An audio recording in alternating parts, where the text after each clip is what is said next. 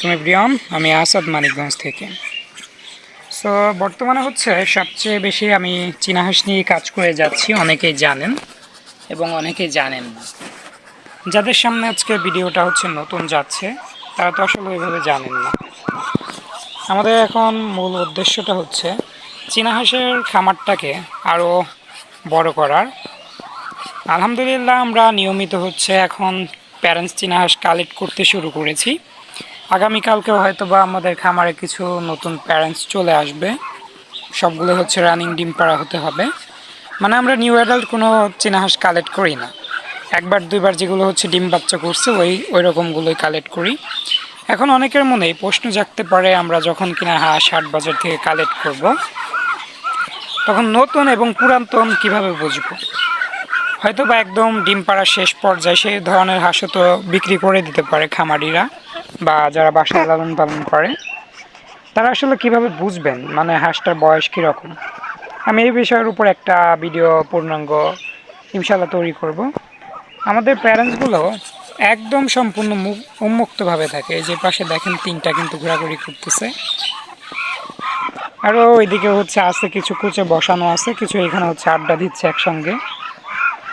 আমরা সাধারণত যে বিষয়টা হচ্ছে লক্ষ্য করি মানে আপনার বয়সের ক্ষেত্রে, যেমন আমার সামনের যে হাঁসটা আমি যদি একটু কাছে নিয়ে দেখাই, ও হচ্ছে যেহেতু খামারের নতুন সদস্য, সো কিন্তু ফোন দেখে ভয় পাচ্ছে।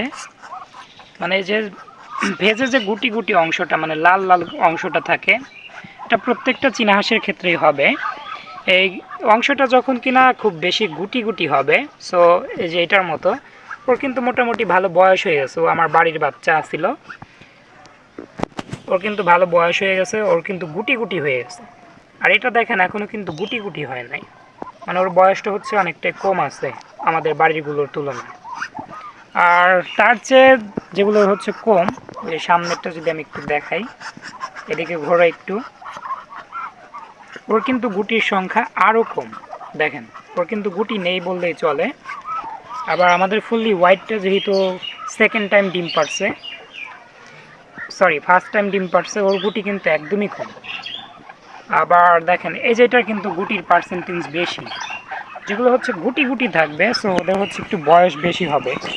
মানে যত বয়স হবে তত হচ্ছে গুটি গুটি হবে, আর যত বয়স কম থাকবে তত গুটির সংখ্যা কম থাকবে, মানে গুটির পার্সেন্ট কম থাকবে।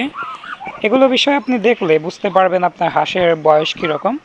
আসলে এ ব্যতীত কিন্তু আপনি হাঁস দেখে বয়স বুঝতে পারবেন না, মানে গুটি যদি না দেখেন বা ফেস যদি না দেখেন। কেন বুঝতে পারবেন না, এই বিষয়টাও আমি একটু ক্লিয়ার করি। সাধারণত প্রত্যেকটা হাঁস 8 থেকে 9 মাস পর পর কিন্তু মল্টিং পিরিয়ডে চলে যায়, মানে ওদের গায়ের ফেদারগুলো একদম ঝরে পড়ে যায়। ঝরে পড়ে আবার হচ্ছে নতুন করে বাচ্চাদের মতো ফেদার গজায়। তখন হয়তো বা 2-3 মাস হচ্ছে ওরা ডিম পারে না, একদম গ্যাপ দিয়ে দেয়। তখন কিন্তু যে নতুন ফেদারটা চলে আসবে তখন কিন্তু আপনি বুঝতে পারবেন না ওর বয়স হচ্ছে বেশি হয়ে গেছে, মানে ওকে তখনও বাচ্চা বাচ্চাই লাগবে। এজন্য হচ্ছে ফেসটা হচ্ছে দেখা খুবই গুরুত্বপূর্ণ। দেখাই যদি আমাদের মেলটা, ওর কিন্তু বয়স অনেক হয়ে গেছে, 3-4 বছর হয়ে গেছে। ওর দেখেন কীরকম গুটি গুটি হয়েছে। ফিমেলদেরও যখন কিনা পূর্ণাঙ্গ বয়স হয়ে যাবে 3-4 বছর, তখন এরকমই কিন্তু গুটি গুটি হবে। যাক, এই বিষয়ের উপর আমি পূর্ণাঙ্গ একটি ভিডিও বানানোর চেষ্টা করবো ইনশাল্লাহ। আমাদের হাঁসের কিন্তু পাত্রে মানে খাবারের পাত্রে সবসময় কিন্তু খাবার থাকেই, সবসময় আমরা দিয়ে রাখি। কেননা আমাদের যেহেতু চীনা হাঁস থেকে নিয়মিত ডিম উৎপাদন হচ্ছে, আমার এতগুলো হাঁসের পিছনে মাত্র পার ডে 110 থেকে 20 টাকার খরচ হয়। আর যদি এক হালি ডিম আসে সেক্ষেত্রে আমরা হচ্ছে 200 টাকা পাই। প্রতিদিন যদি এক হালিও ডিম আসে, ডিম বিক্রি করার পরেও কিন্তু আমাদের 100 টাকা প্রফিট থাকে পার ডে। সো এজন্য আমরা কিন্তু খাবারে কোনো ঘাটতি দেই না, ওদেরকে পর্যাপ্ত পরিমাণ খাবার দেওয়ার ট্রাই করি। এই যে 4টা কিন্তু আমাদের নতুন হাঁস, ওরা কিন্তু আলাদা আলাদা থাকতে বেশি পছন্দ করে।